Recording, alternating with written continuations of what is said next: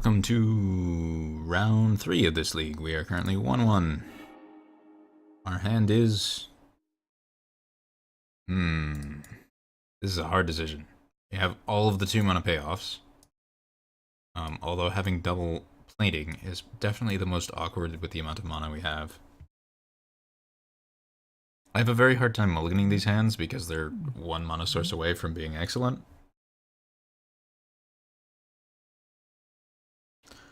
Our deck has 17 lands, of which we've drawn 1, and 8 other cards that generate mana, for a total of 24 mana draws in our deck.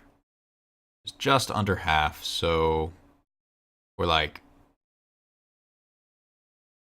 50% not to hit next turn and 25% to not hit for 2 turns.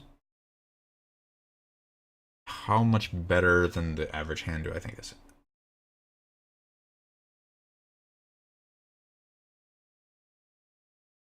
is? Yeah, these ones are always the ones where you can look at it and say,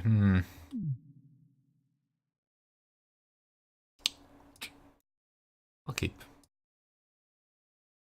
It's greedy, and I recognize that I'm going to give up some percentage of my games to just not drawing lands anytime soon. But at the same time, a Link to 6 is just really not where you want to be with this deck. And I take generally any excuse I have not to mulligan. Serum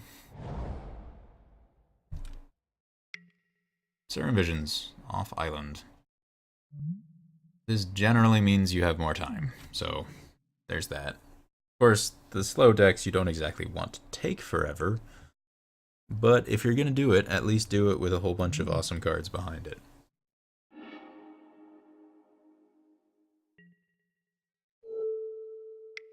Not a land, but, you know, a castable spell, so we're not doing nothing.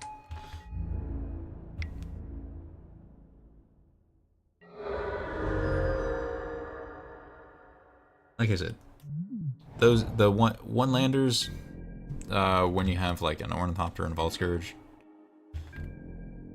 very low edge of keepable, and sometimes you get punished like what's happening here.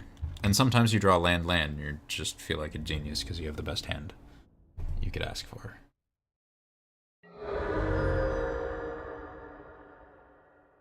Certainly, I'm happier about keeping that kind of hand on the draw. I think most of the time I'm happy to keep one lander with that exact hand on the draw. I'm pretty happy to keep. Ah, here we go. So triple islands. This is some kind of island combo deck. I'm gonna go ahead and guess that he's on taking turns because I don't know, just feel like a taking turns player, you know.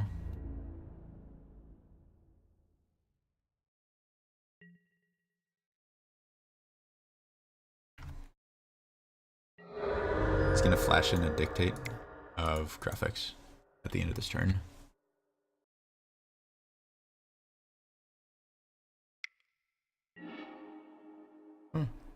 Guess not. Could still easily be taking turns, by the way. Ah, it's the Moon deck. Or the Breach Emrakul stuff deck.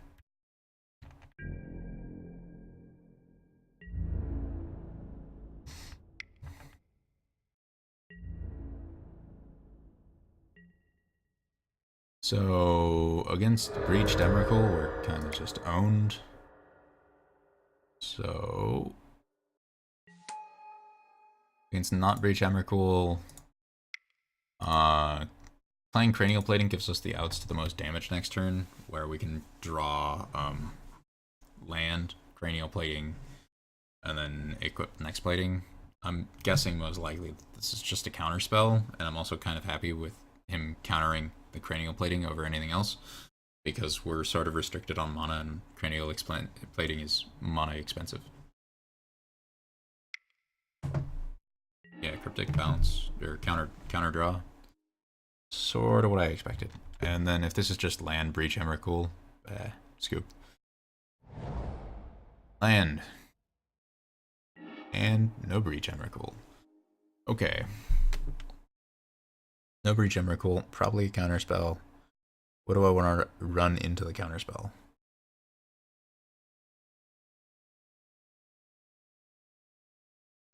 So let's see. Arcbound Ravager is the least important, but I also don't really care about resolving it. So I don't care if it gets like. I feel like I run Master out. Master is a huge boost if I can resolve it, but if it gets countered, I still have a cranial plating to deliver some damage. I can't give him forever since he's a combo deck trying to just get the Emrakul win. So Master it is. The other thing is it's more appealing to play the 3-mana spell because if he has Remand, then playing a 2-mana spell into Remand is so much better than playing a 3-mana spell into one. And I'm playing it before combat, obviously, so that if it had resolved, I would get +2 damage.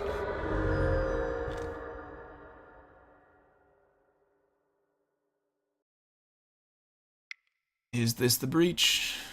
It is the breach. And the Emrakul, and we're dead. I mean, we're not actually dead, but we have 0 permanence, and 0 permanence doesn't do anything. Okay, so against that deck, Thoughtseize is great. Galvanic Blast is purely a racing card. And so I'll take them out in favor of another Etch Champion. It's probably about as fast as I get. Submit it like that.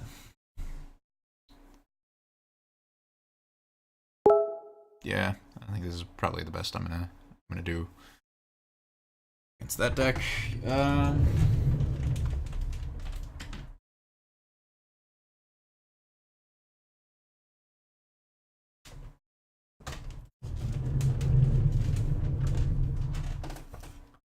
This matchup's generally just kind of a race. They play some interaction, try to combo off before you kill them. It's sort of like playing against Bad Storm. The Storm is also a race with like a little bit less interaction, but they also kill you on turn 3 pretty consistently, as opposed to Breach Emrakul, where you're like, oh, until turn 5 your combo does nothing, and then after turn 5, if I had a good hand, your combo still does nothing. So, Alright, see this hand is fast. Or at least much faster. About as fast as you're getting without like cranial plating and Mox Opals. This is definitely a keep. Unlike that other hand that I kept last game. Which was, shall we say, not great.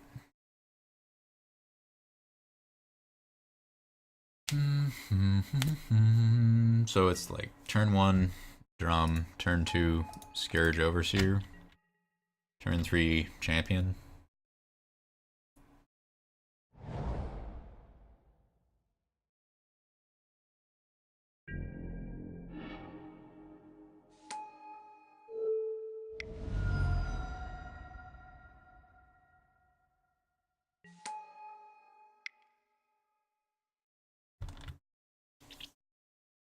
Like, I feel the Overseer's probably gonna get bolted, but sometimes they're gonna not have bolt. Ceremonies rejection? Snare, sure.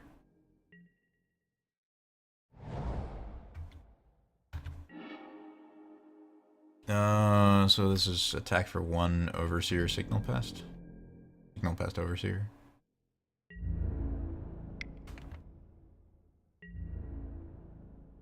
Actually, at this point, so we're close to Electrolyze. So last turn, if I had resolved the Steel Overseer, I'm under Electrolyze, which is definitely a card they play and would be a catastrophe here. So I'm going to play the Ravager this turn, as opposed to the Overseer. Because the Ravager blanks Electrolyze really well.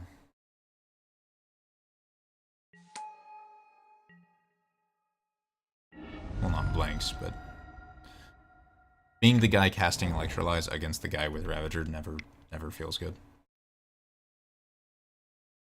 Bolt the Ravager. Oh, excellent. We live.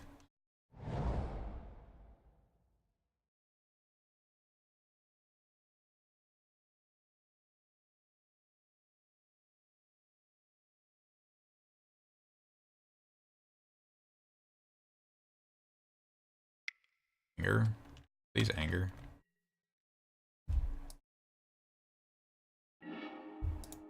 This is just a really easy sacrifice a bunch of artifacts to Ravager and have a big Ravager.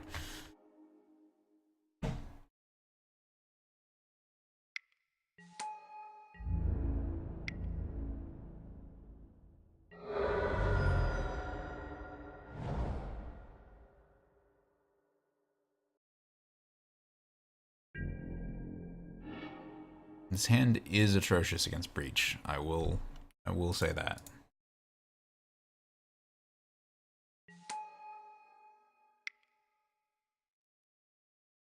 Need one permanent. Snapcaster, spell snare.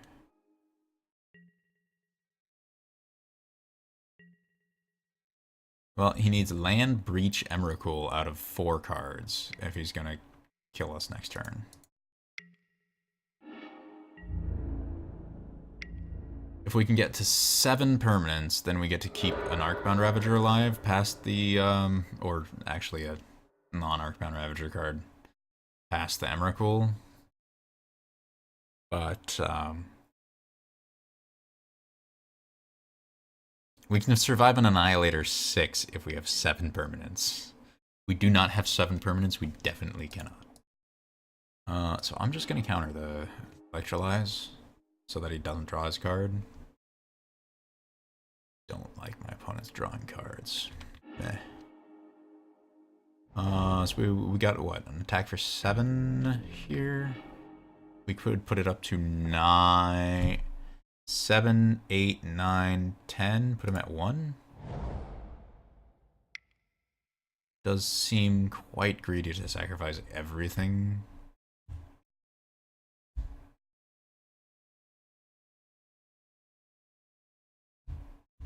He still needs exactly Emrakul, Breach, and 3 guards now.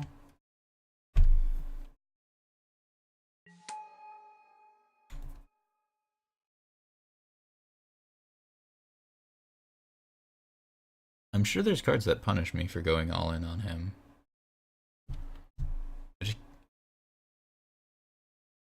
Cryptic Command? Yeah, definitely Cryptic Command would kind of own me. If I like tried to go all in on the Ravager and then he's like bounce Ravager, tap, then I move it to the Ornithopter and he has another Cryptic.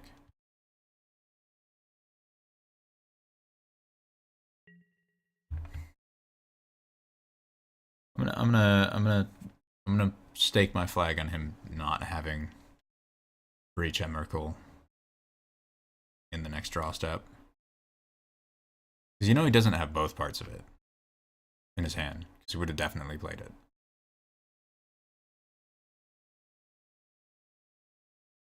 So he has to draw exactly, like, if he has one part, there's a 4 in 47 chance that he gets the right card. Or if he's playing Opt this turn. So he had a 4 in 47 chance of hitting 46 as he fetched.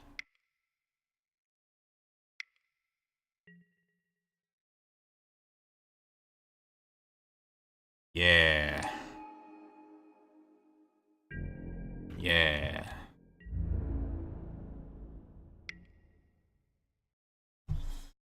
Alright, you know what? Only got 1 card in hand, and he's at 3. Maybe his draw is totally awful. Man, 1 more permanent and we're good. 1 more permanent. Is this another Breach Emrakul? Oh my god. Alright, fine.